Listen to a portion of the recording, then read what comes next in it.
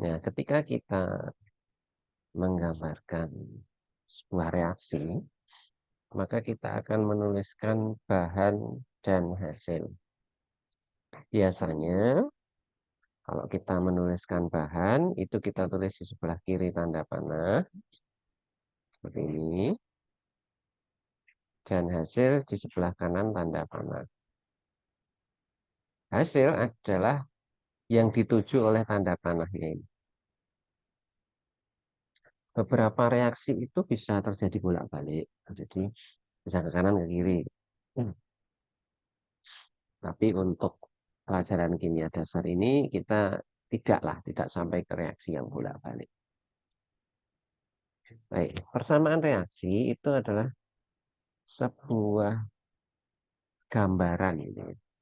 Gambaran yang menunjukkan persamaan, artinya kanan dan kiri itu sama, yang menyatakan perubahan materi yang terjadi ketika reaksi kimia terjadi. Jadi kalau kita menyatakan persamaan reaksi, maka kita harus menuliskan bahannya dan juga kita harus menuliskan hasilnya. Nah, terus sebentar, kursor saya bermasalah sebentar. Jadi, apa saja yang nanti akan digambarkan oleh sebuah persamaan reaksi? Dalam persamaan reaksi itu kita akan tahu bahannya apa, hasilnya apa. Kemudian kita juga akan bisa menggambarkan perbandingan molnya. Perbandingan mol yang terlibat dalam persamaan reaksi tersebut. Begitu.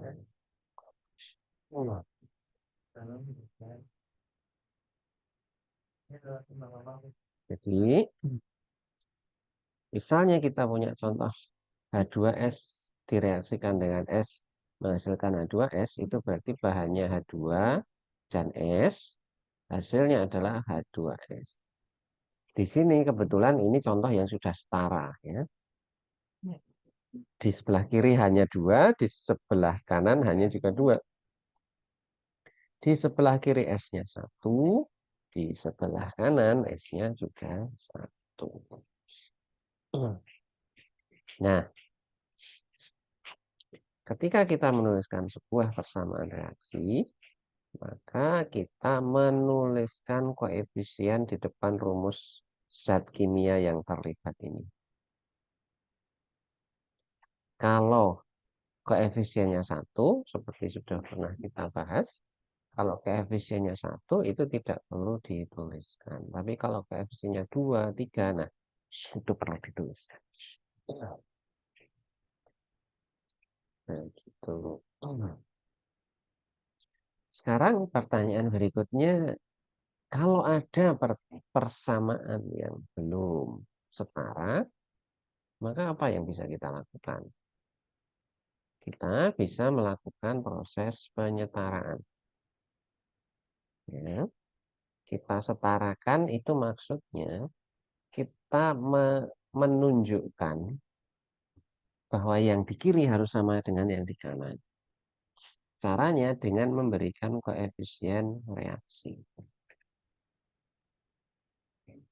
Cara yang paling sederhana tentu saja dengan coba-coba. Tetapi coba-coba itu bukanlah sesuatu yang ilmiah. Misalnya seperti ini. H2O tambah O2 menghasilkan H2O. Di sini hanya 2, di sini O-nya hanya 2. Di sini O-nya 2, di sini O-nya 1. Maka kemudian yang ini kita kalikan 2. Jadi 2H2O. Begitu di sini dikalikan 2 jadi 2H2O, O-nya sudah sama, tapi hanya beda. Karena di sini hanya 2, di sini hanya 4. 2 kali 2, 4. Maka kemudian yang di depan H2 ini kita beri 2. Nah, dengan cara ini kita bisa menyebutkan. Tapi kalau bahannya atau hasilnya itu adalah senyawa dengan banyak jenis unsur, maka bisa jadi metode itu akan agak sulit dilakukan. Makanya perlu bagi kita untuk menggunakan persamaan matematis ketika kita akan melakukan penyetaraan reaksi kimia. Nah, nanti dengan metode seperti ini, coba disetarakan N2 plus H2 menghasilkan NH3.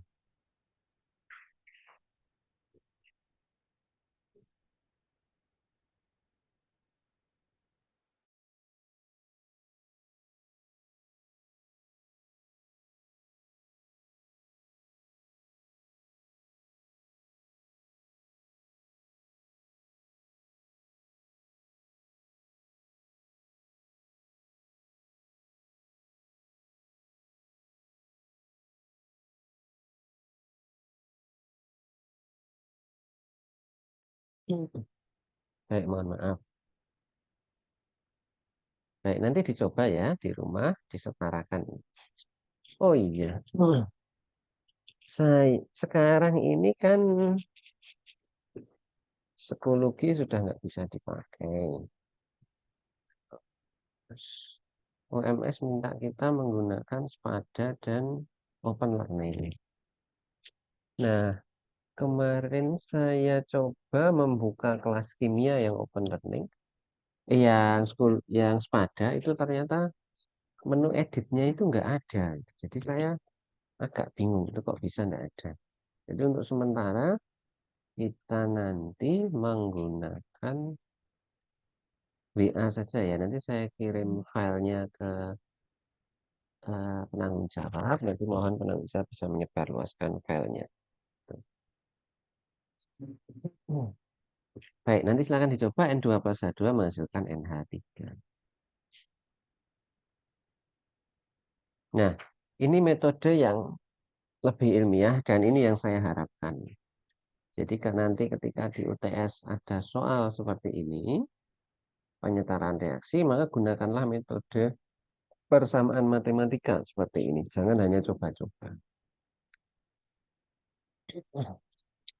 Sekarang kita ambil satu contoh.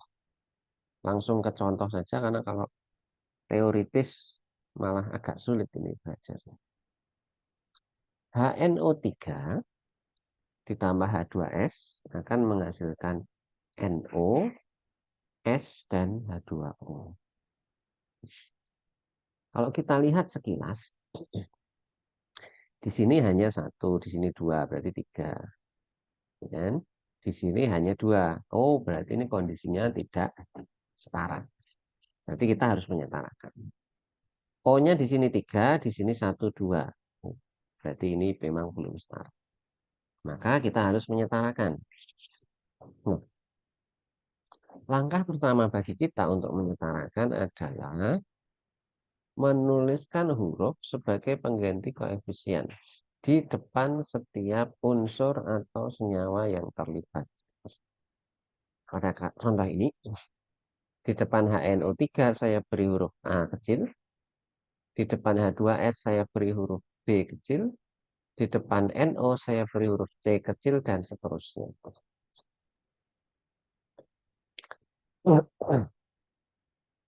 Nah, selanjutnya setelah ini ketemu, sudah kita tulis, maka kita perlu membuat persamaan untuk masing-masing atom.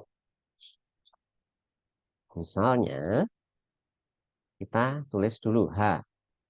H di sebelah kiri harus sama dengan H di sebelah kanan.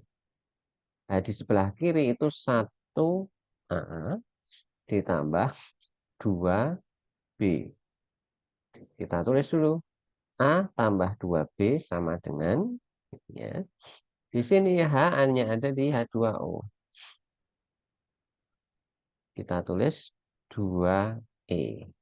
Jadi yang di sebelah kanan panah itu hanya ada di sini.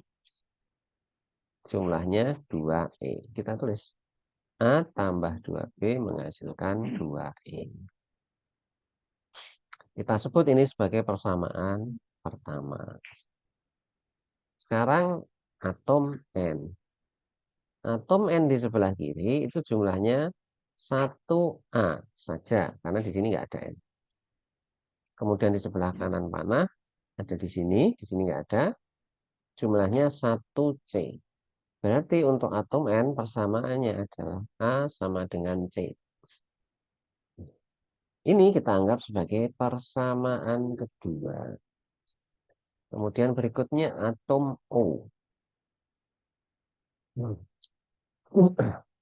Atom O di sebelah kiri itu ada di sini. 3A. Di sebelah kanan itu ada 2 nih. 1C ditambah 1E. Berarti 3A akan sama dengan 1C ditambah 1E. Ini kita anggap sebagai persamaan ketiga. Berikutnya atom S. Atom S itu hanya ada di sini. 1B. Kemudian untuk yang di sebelah kanan tanda panah, itu ada di sini. 1D. Berarti nanti B harus sama dengan D. Ini kita anggap sebagai persamaan keempat. Kalau ada yang mau tanya, silahkan ditanyakan dulu. Sebelum kita masuk ke lembar berikutnya. Monggo silahkan.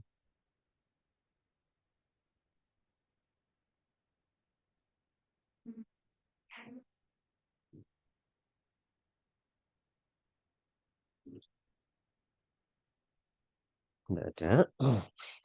Kalau tidak ada, kita lanjutkan. Sekarang kita sudah punya 4 persamaan. Dari 4 persamaan ini, kita cari yang paling sederhana. Yang paling sederhana kan ada 2 nih. Persamaan kedua, A sama dengan C. Atau persamaan keempat, B sama dengan D. Nah, dari sini kita bisa membuat permisalan. Kita misalkan nilai A sama dengan 1.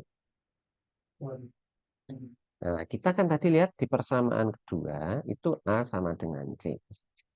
Kalau A sama dengan 1, maka jelas C juga sama dengan 1. Nah, sekarang kita tahu. Kita sudah bisa memisalkan A itu 1, C-nya itu 1. Sekarang kita balik lagi ke lembar sebelumnya. A-nya 1, C-nya 1. Setelah itu kita masuk ke tahap berikutnya, kita cari persamaan yang di situ ada A dan ada C misalnya. Atau misalnya kalau nggak ada ya salah satu saja, A atau C saja. Kebetulan di persamaan ini, persamaan ketiga itu menuliskan 3A sama dengan C ditambah E. Ada A, ada C. Nah, tadi kan kita misalkan A-nya 1, C-nya 1. Masukkan ke sini. Dari persamaan ketiga, kita dapatkan 3A sama dengan C ditambah E. A-nya 1, C-nya 1. Berarti 3 kali 1 sama dengan C-nya 1 kan tadi ditambah E. 3 sama dengan 1 ditambah E. Maka E akan sama dengan 3 dikurangi 1. Sama dengan 2.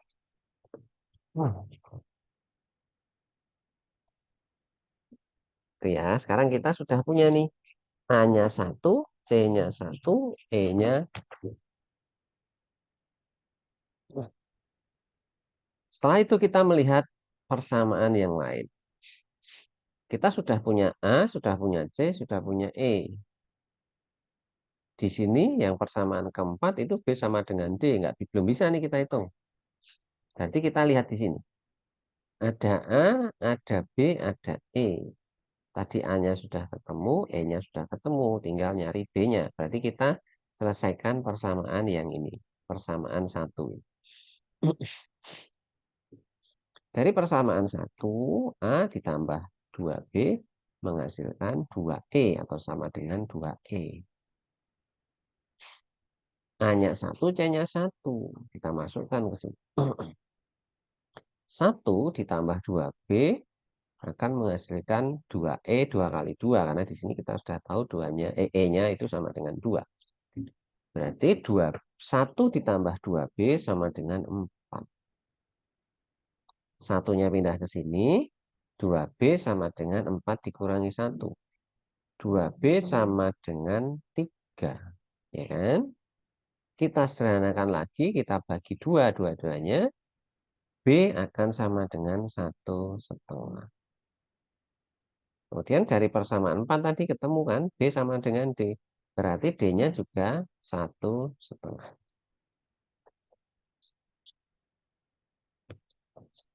Baik, silahkan dicermati dulu.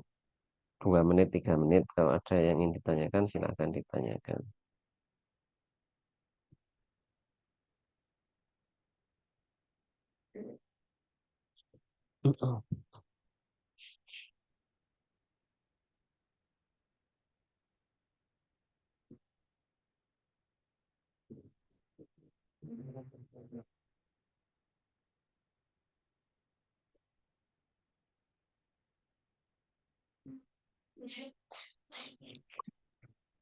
Pak, izin bertanya, Ya, silahkan.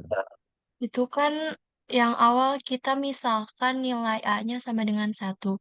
Itu tuh Ya, harus 1 atau misalkan boleh A-nya sama dengan 2 atau 3 gitu. boleh. Boleh, silahkan. Mau dimisalkan 2, 3 gitu, enggak apa-apa. 1 itu yang paling simpel gitu. Kalau kemudian ini saya misalkan 2 juga bisa diselesaikan, tetapi tidak akan sesederhana ini. Enggak apa-apa, silahkan. Gitu ya. Ya, terima kasih, Pak. Ya.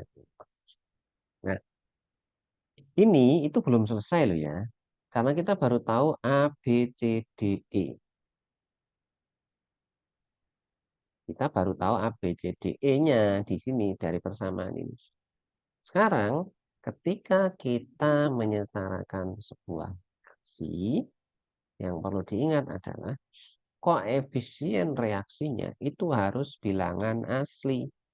1, 2, 3, 4, dan seterusnya. Tidak boleh ada pecahan.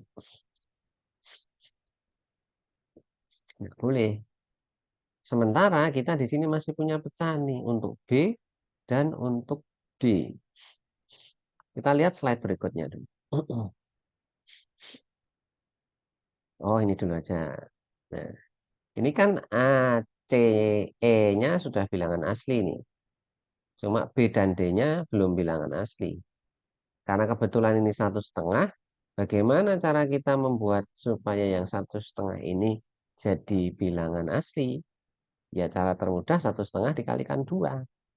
Kalau B dan D dikalikan 2, maka yang lain juga dikalikan 2. Begitu prinsipnya.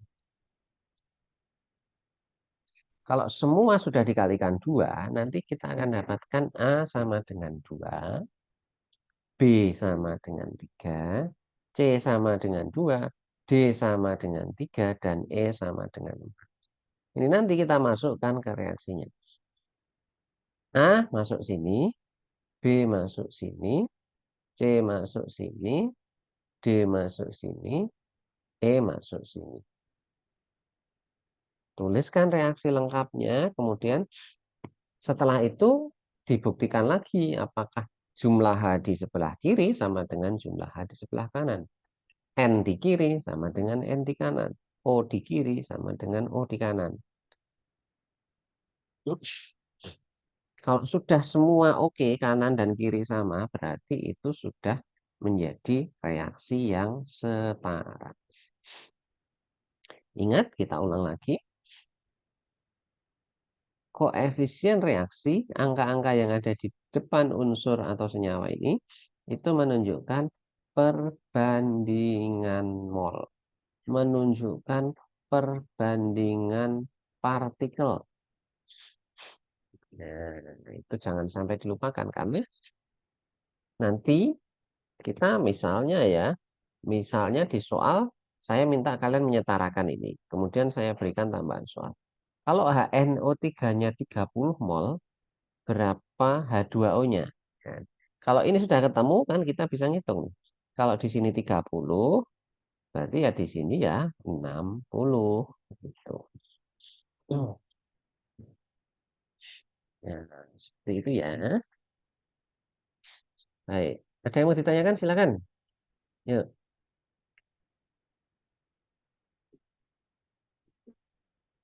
ada nggak? Kalau nggak ada, kita lanjutkan. Wah, ini kalau kita ketemu di kelas, saya akan minta kalian untuk mencoba. Tapi ya sudah, nanti begini. Setelah saya beri filenya, silakan dicoba. Tidak untuk dikumpulkan, tetapi dipakai untuk belajar supaya nanti pas ujian tidak bingung. Nah, sampai sebelum ujian, silahkan untuk menanyakan ke saya kalau ada yang bingung. Jadi kan ujiannya masih beberapa hari nih. Kalau misalnya besok Senin kalian ujian yang lain, kemudian sudah nyoba ini, ada yang bingung, datang saja ke ruangan saya, nanti kita bisa diskusikan. Tapi kita punya satu contoh ini. Nanti diperhatikan lagi contoh ini. Ag2O ditambah NH3 menghasilkan Ag, N2, dan H2O.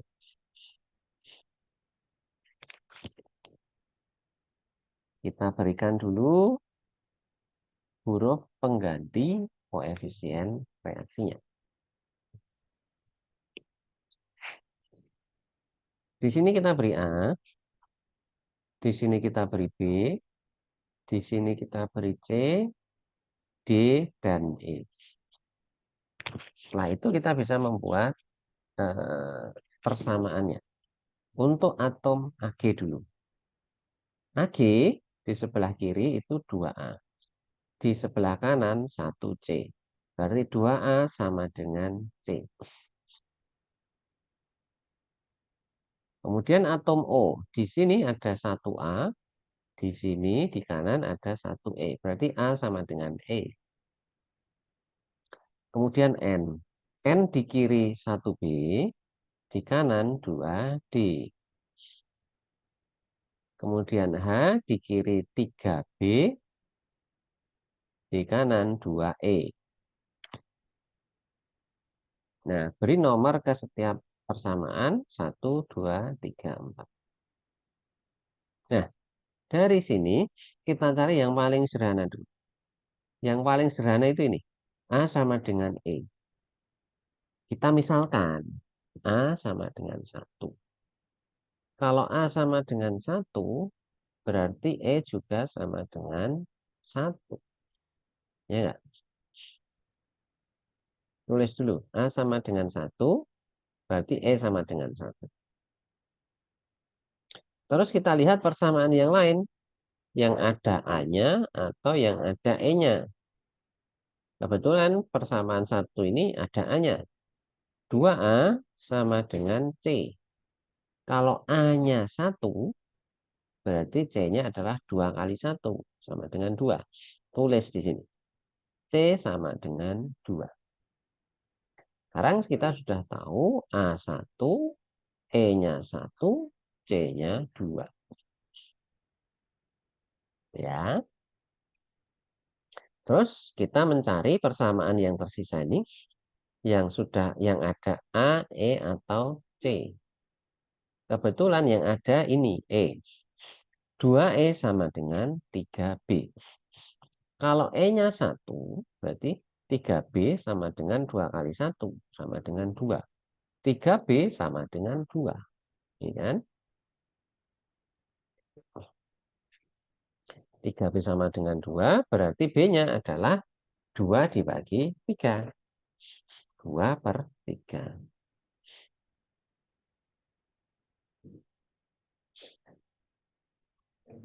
Nggak bingung kan? Nah, sekarang kita sudah tahu ada B-nya. B-nya sudah ketemu, 2 per 3. kita masukkan ke sini. B sama dengan 2D.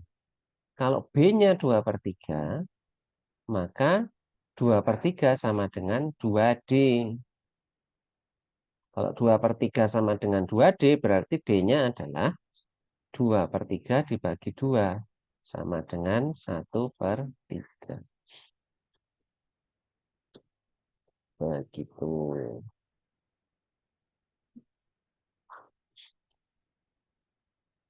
Nah, sama kasusnya seperti yang tadi. Kita tidak boleh menuliskan pecahan di sini. Jadi untuk koefisien reaksi, kita nggak boleh nulis pecahan. Sementara di sini ada pecahannya. Nah, sekarang bagaimana kita membuat semuanya menjadi bilangan asli atau bilangan bulat? Ya, caranya dengan mengalihkan. Di sini B-nya 2/3, di sini D-nya 1/3. Ya, cara termudah kita kalikan 3. Jadi A-nya kita kalikan 3, E-nya kita kalikan 3, C-nya kita kalikan 3, B kita kalikan 3, dan D kita kalikan 3.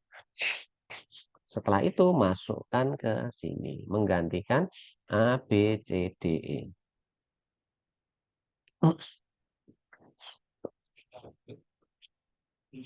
Nah, setelah dikalikan 3, kita akan dapatkan A sama dengan 3, B sama dengan 2, C sama dengan 6, D sama dengan 1, dan E sama dengan 3. Masukkan ke sini. Sudah ketemu. Cek lagi sekali lagi.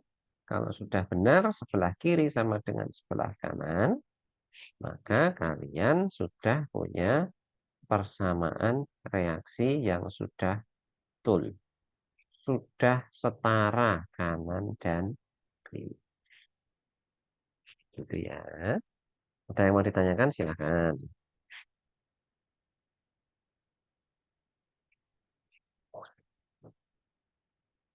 Nih, saya ulangi lagi dari sini. Nih, silahkan diperhatikan lagi. Kalau ada yang belum jelas, silahkan ditanyakan.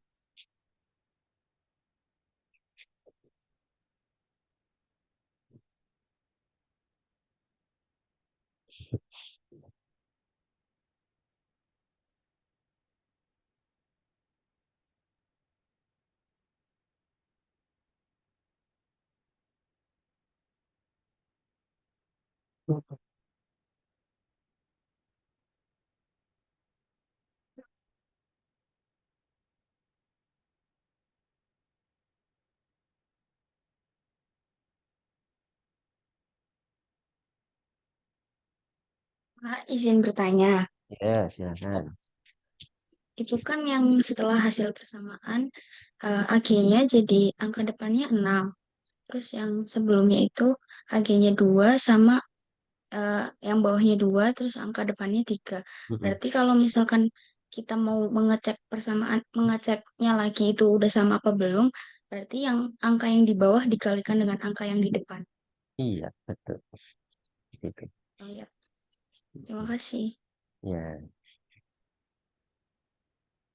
oke, kita lanjutkan ya. Nanti kalau ada yang mau ditanyakan, silahkan langsung bertanya saja. Pak, mohon izin bertanya. Nah, soal itu bisa jadi belum selesai. Jadi setelah disetarakan, itu sebenarnya kita bisa nambah lagi. Contohnya ini. Misalnya, soal pertama saya minta kalian menyetarakan dulu, kemudian saya sebutkan. Ingat ya tadi, koefisien reaksi itu menunjukkan perbandingan mol. Jadi bisa saja kemudian muncul pertanyaan seperti ini.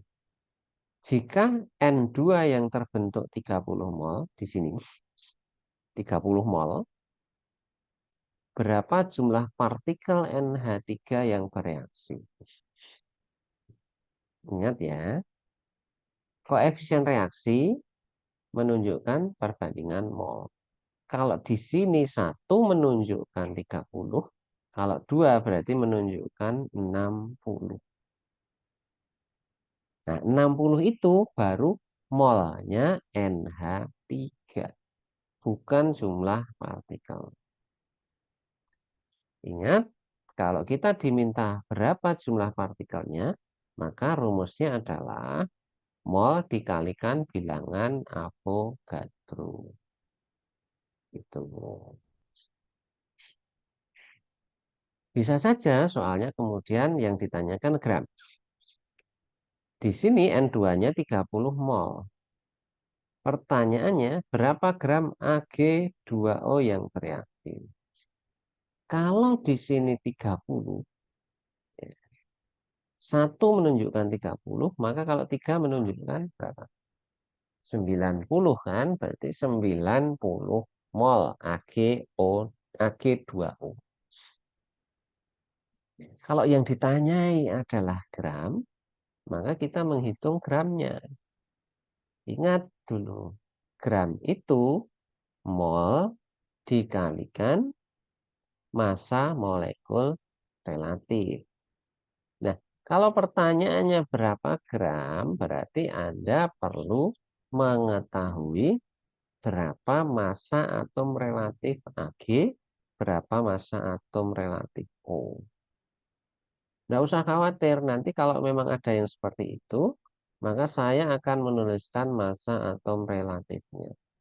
Anda tidak perlu menghafalkan. Yang perlu Anda hafalkan adalah rumusnya. Begitu. Nah, ini nanti kita bisa coba. Baik, yang ini nanti juga bisa dicoba.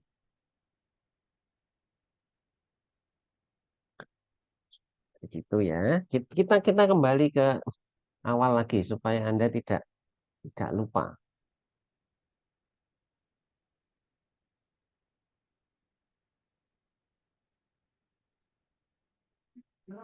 Oke, sebentar. Kok tidak mau ditutup nggak?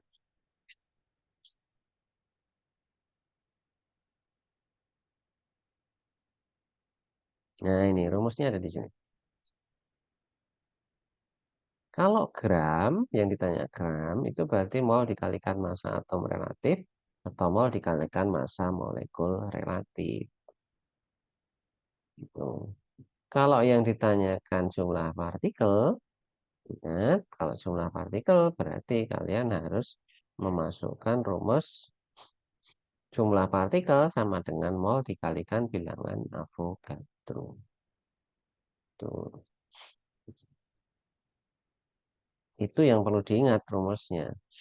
Kalau penyetaraan reaksi seperti ini, itu nggak ada rumusnya. Karena nanti Anda akan harus membuat persamaan, kemudian menyelesaikan persamaan itu dengan permisalan. Gitu. Rumus itu tadi yang perlu dihafalkan. Kalau ini nggak bisa dihafalkan, yang penyetaraan eh, persam, menyetarakan persamaan reaksi itu nggak bisa dihafalkan. Tapi yang rumus bisa dihafalkan. Tuh, yang rumus mol, rumus jumlah partikel itu bisa dihafalkan. Gitu. Ada yang ditanyakan? Silakan.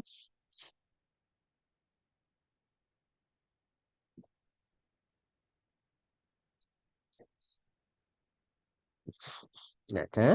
Baik, kalau tidak ada, nanti saya berikan filenya. Di soal-soalnya dipakai untuk latihan ya.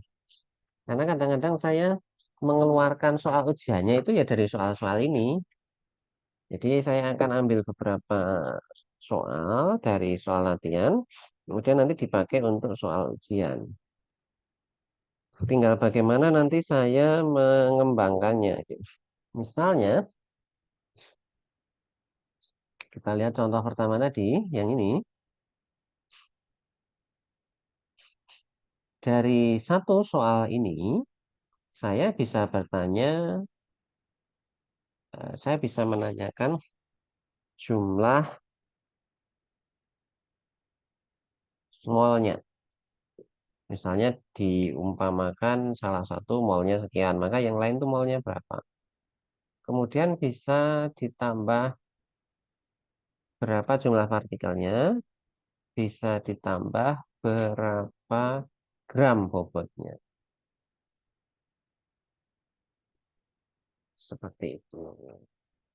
Nah, mudah-mudahan ini bisa memberi gambaran kepada Anda bahwa kalau perhitungan kimia itu tidak sekedar berhenti di anu ya, di penyetaraan reaksi ya biasanya. Baik, ada yang ditanyakan silakan.